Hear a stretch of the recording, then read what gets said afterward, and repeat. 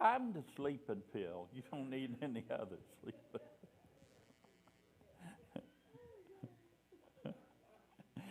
uh, you like the radiation? You started the radiation? Not yet. Okay.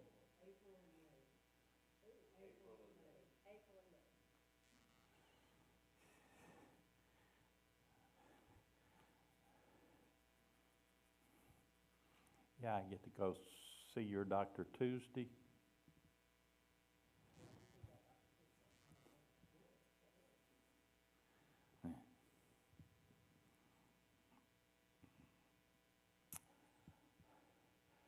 Okay. I didn't. I had last week off, so I had 2 weeks to print this thing and my 14-point, and I thought I did, but I didn't.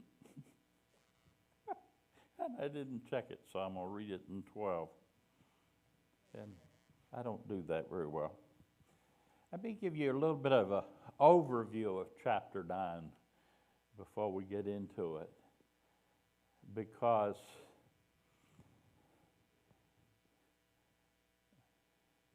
this may be a pretty complex chapter.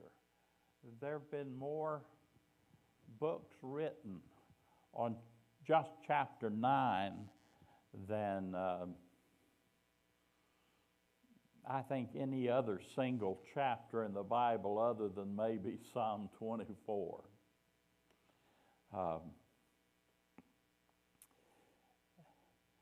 And the truth of the matter is, the biggest bulk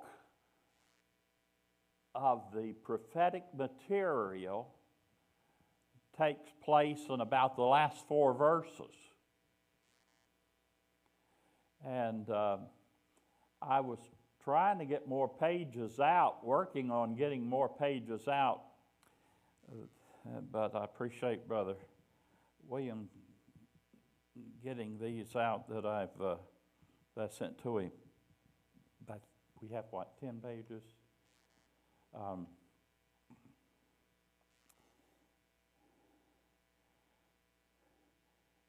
I'm really wondering, I have a section on this as we get to the end. When we get to the 70th week, which occurs in the future, when we get to that week, well, for matter of fact, for figuring the dates for all of this stuff, you need to understand the Hebrew calendar. And I have a short section on the Hebrew calendar. I'm trying to cut a bunch of stuff out because it's so long and complicated. And you know my view of calendars. I don't trust old calendars. Too many false religions have been started on old calendars. So there's some messy stuff there. And I think it's all interesting. I really like the prophetic part of it, and it helps us to get to deal with Revelation, the tribulation, all of that kind of thing. So it's a good study for if you're doing a study in the book of Revelation. So, but we got a ways to go to get there. And there's some real interesting things along the way, and I don't want to skip it. The first part of this actually deals with Daniel getting a hold of a prophecy of Jeremiah. I think Daniel left Israel before Jeremiah made this prophecy. You see, the book of Jeremiah wasn't just printed. They're printing it like I am, page at a time. So he didn't, and he left as a young boy, so he didn't have it all. And it appears to scholars that he got a portion of that, And that's what chapter 9 begins with. And so that's where we're going to start. And Sabbatheg here is the prophecy of the 70 weeks. The third vision of the prophet Daniel, following the preceding visions of 7 and 8, concern the program of God for Israel, concluding with the coming of their Messiah to the earth to reign. I want to emphasize that sentence. Jesus came to the Messiah, Jesus, came to earth to die the first time, right? He didn't reign. The heading on the cross, his crime was that he was the King of the Jews. Well, the Jews got real upset when they wrote that. They wanted to say he put on there, he said he was the King of the Jews. Don't put on there, he's the King of the Jews. Well, he will be the King of all nations. And so,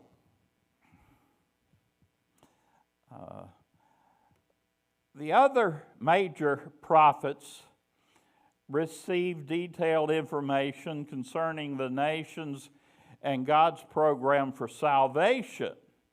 Only Daniel, I want to emphasize this again, only as Daniel is given a comprehensive program for both Gentiles, as revealed to Daniel in the preceding chapters, and for Israel, as recorded in Daniel 9. Now look at this. Daniel 9, verses 24 through 27. 4 verses that comprise the most complex and difficult to interpret passages in the Bible. So we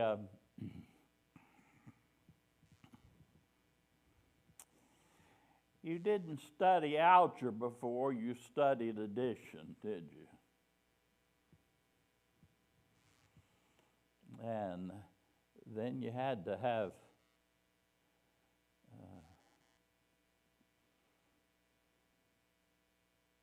geometry and trigonometry and all those other wonderful courses.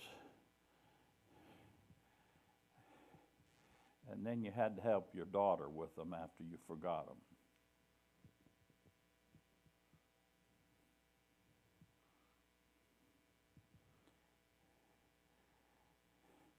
Parents' best revenge is grandchildren.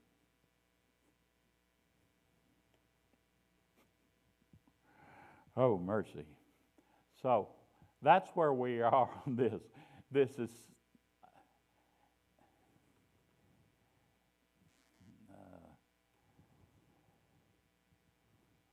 I don't know when it was, a number of years ago, particularly in early days of home computers, they had PCs for dummy and this for dummies and that for dummies. Now they got everything for dummies. Well, Daniel chapter 9 isn't for dummies. So we're going to have to roll up our sleeves and give the brain a little zap as we get into that. But not the first parts. Don't worry. We don't have any really tough goings here. As a matter of fact, we won't get to this today, but I quoted an author that said going into a particular passage was the dismal swamp of critical interpretation of the Bible. Well, I'm not interested in critical interpretation of the Bible, but I like the phrase dismal and swamp were in caps, which means it refers to a particular place. And there's a place in northeastern Virginia and southeastern Virginia, it goes in there, called the Great Dismal Swamp. Any of you ever been there? If you can go some other way, go some other way. I'm driving along, headed for Ocean City, Maryland, or somewhere, for a conference. And all of a sudden I see this sign, the Great Dismal Swamp. Man, it is nothing. The only people that lived there were some Native American, one Native American tribes and runaway slaves during and before the Civil War. And there's always something to eat in a swamp, but there's something to eat you in a swamp too. So, but that was a gloomy, cloudy, awful place. I've been on a number of swamps that were well lit and beautiful and wild orchids growing everywhere. Just watch the gators and the moccasins and those kind of things. But as a kid, we'd go in there and get frog legs, and all that good stuff. Now, Daniel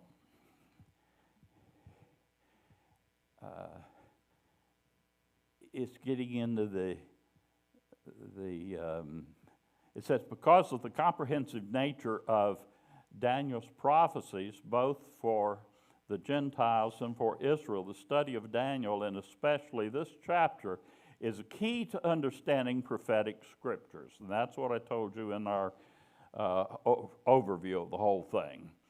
Of the four major programs revealed in the Bible, for the angels, for the Gentiles, for Israel, for the church, Daniel had the privilege of being the channel of revelation for the second and the third of these programs in the Old Testament. This chapter begins with Jeremiah's prophecy of 70 weeks of desolation in Jerusalem, and it's advanced in the by the intercessory prayer of Daniel, which is what we have to start this. He reads Jeremiah's prophecy, and then we've got Daniel's intercessory prayer. And there is a lot for us to learn about prayer in that portion of it. You're gonna love that. It's rich.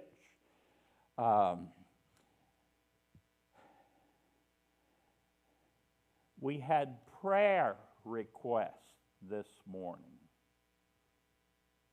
That means we're interceding before God for these people and situations. Oh, did I tell you to pray for Dawn? She's in Auditorium downtown, and it's a difficult situation. We want to pray for her. I just got a brief thing from the preacher. He'll probably tell you more about that later. So, but that's you're not asleep yet. Now, So, let's look at this thing, 70 years of desolation. Now, I don't know where I wrote this, so I'm going to tell you this now.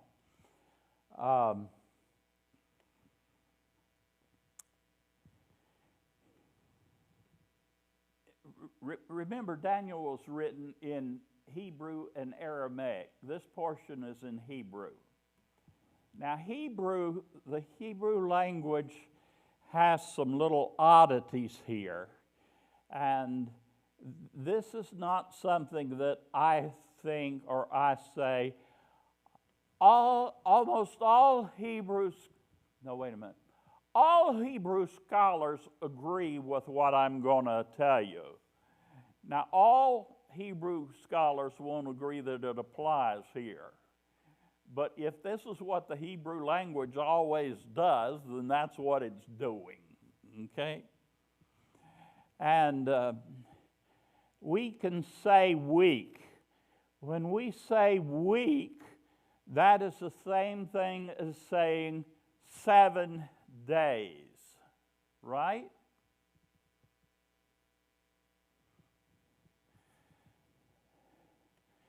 In Hebrew, when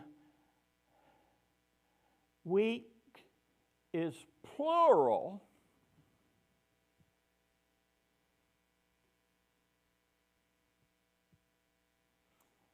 it means 7 years.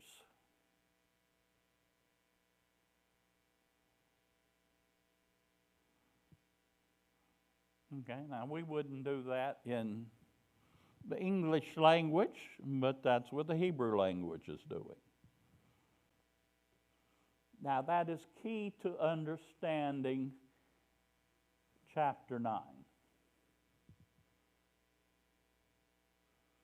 In singular, week, we mean 7 days. In plural, week, we mean 7 years. And the Hebrew calendar is 360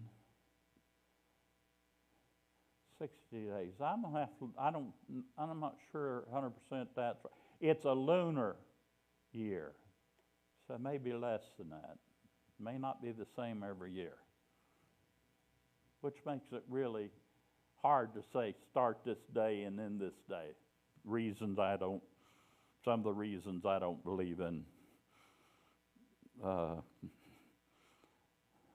people that set particular dates on this thing. Now,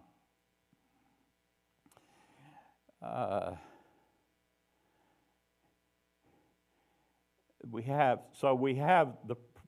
the prophecy of 70 years of desolation. We have Daniel's intercessory prayer, and the book concludes with Daniel's third vision given through Gabriel, which provides the most important keys to understanding the Scriptures as a whole. In many respects, this is a high point of the book of Daniel. Although previously Gentile histories and prophecies were recorded in Daniel as related to the people of Israel, the 9th chapter specifically takes up the prophecies as applies to God's chosen people. All right?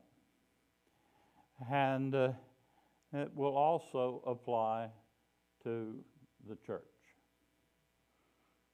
So here we go. Let's start with a couple of verses.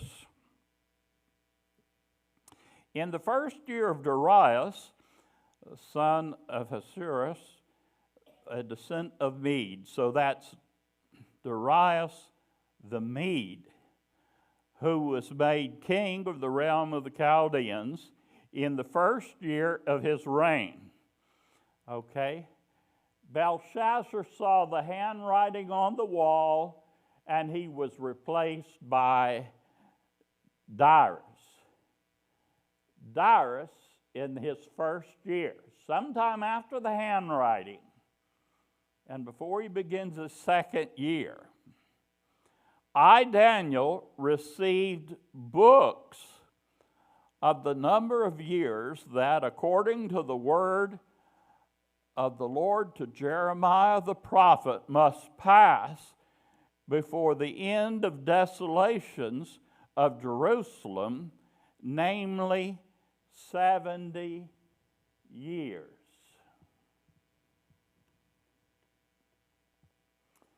Okay.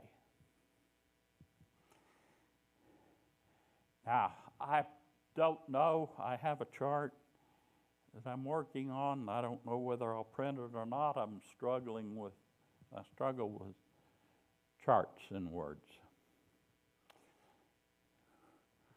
But we have the first group that went into Babylon, and then we have the first group that came back.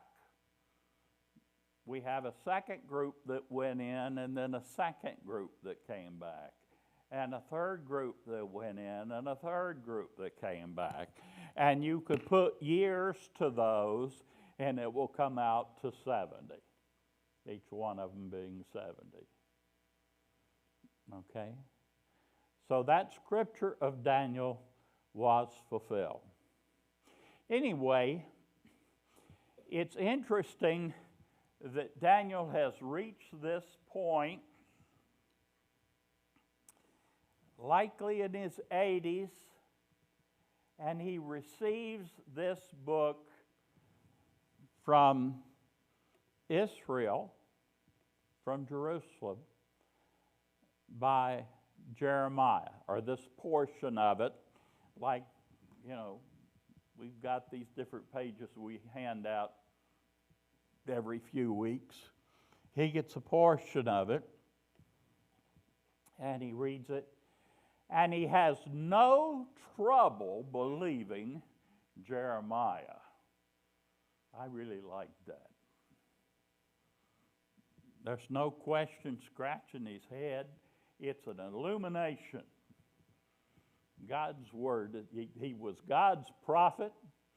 He knew that the Lord, he specifically stated that the Lord told Jeremiah to write this, and he got it, and he was elated to find out that it was 70 years. With all of his prophecies, he knew these things were going to happen.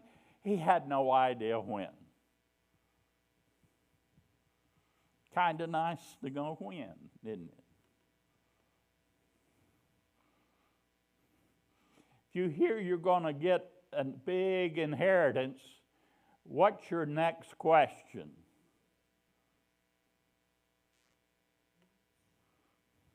When? You ever ridden in a car with kids? Are we there yet?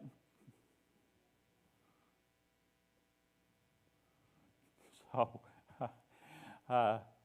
it was nice to know when. Wow, what an exciting thing for him to find. We're going to know when. Daniel receives this vision, as the text says, in the first year of Darius, which means it was after the event of Belshazzar's feast.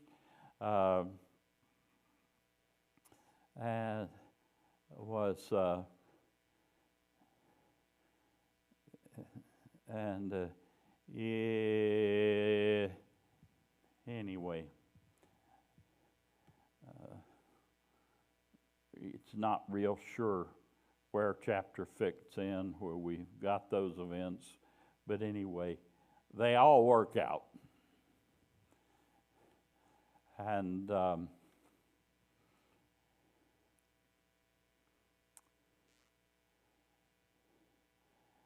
the abrupt occasion of this chapter was Daniel's discovering of Jeremiah's desolation of Jerusalem would be fulfilled in 70 years. In addition to this oral prophetic announcement, Jeremiah had written his prophecies. By the way, most prophecies were oral and then written.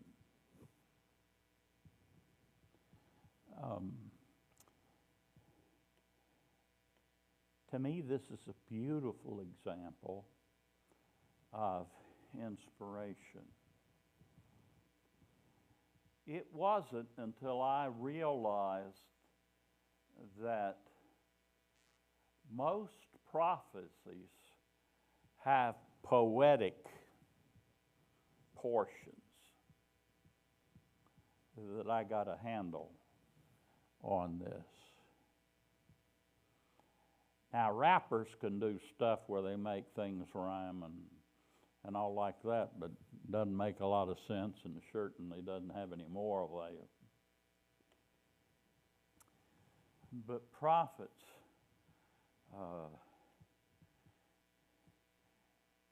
Elijah and Elisha,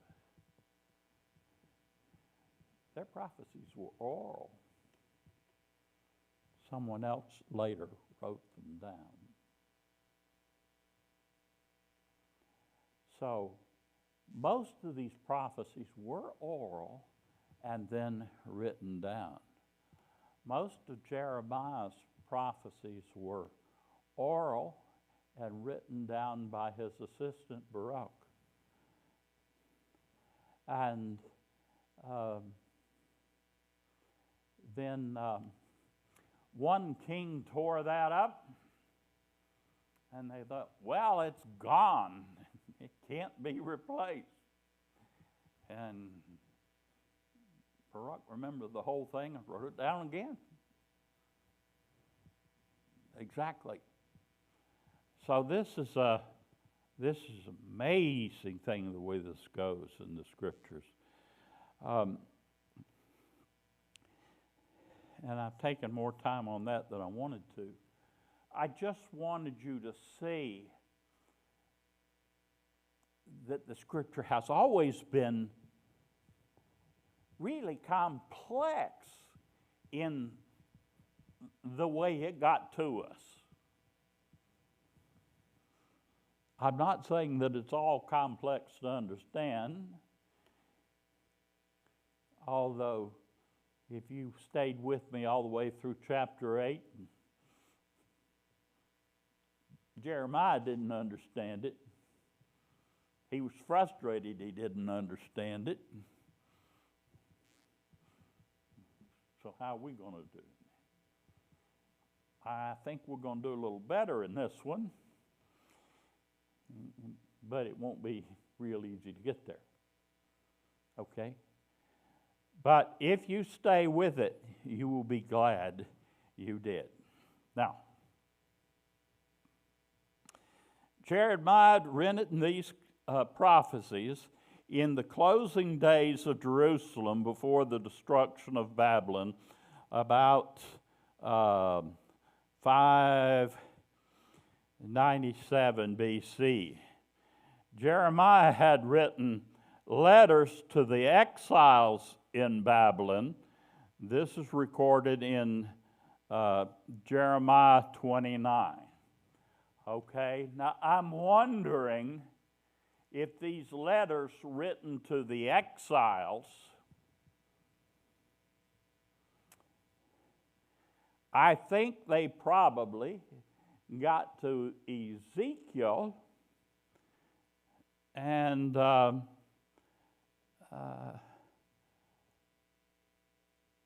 somehow got back to Daniel. Okay? So anyway, let me finish that sentence. Wrote letters to the exiles in Babylon, Jeremiah chapter 29, in which he announced their time in captivity would be 70 years, verse 10. Jeremiah himself was taken captive by the Jews, rebelling against Nebuchadnezzar, and been carried off to Egypt, and was buried in a strange land in a nameless grave. And that is really sad. Sometimes you'll hear preachers kind of moan about people don't appreciate them. Nobody was less appreciated than Jeremiah. And if you look at his books, Jeremiah and Lamentations, this was a man who had a heart for the Jews like no other prophet had. I mean, really. And they carried him off into Egypt and buried him. And he didn't die a natural death, so you figure out what happened. There are a bunch of different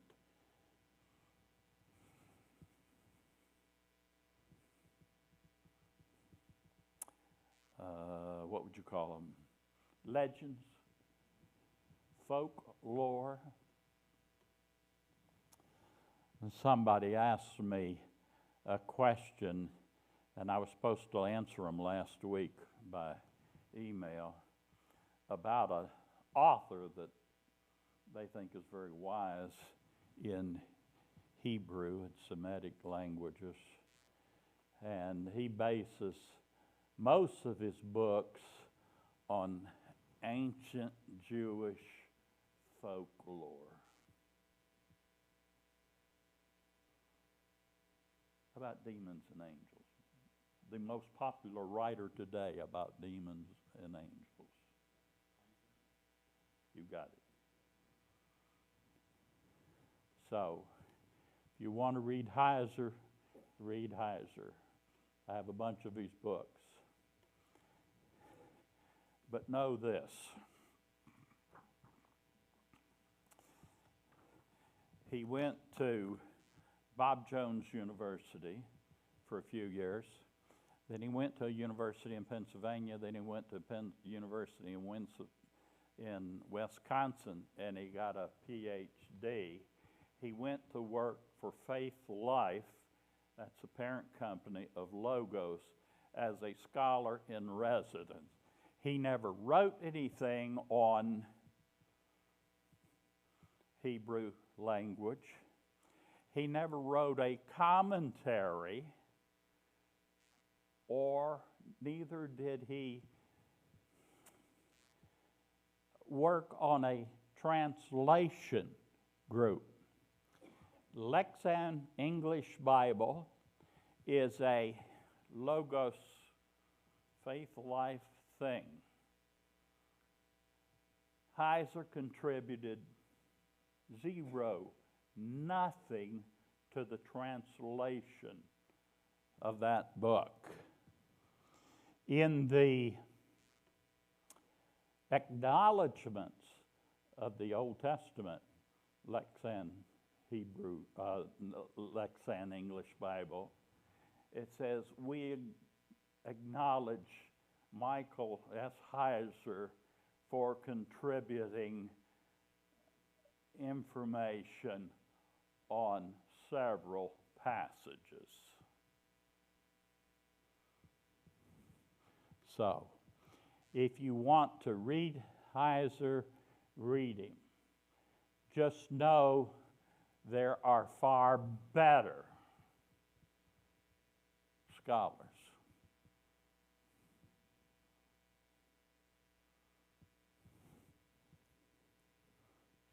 I'm gonna give you one and quit. Walter Kaiser Jr.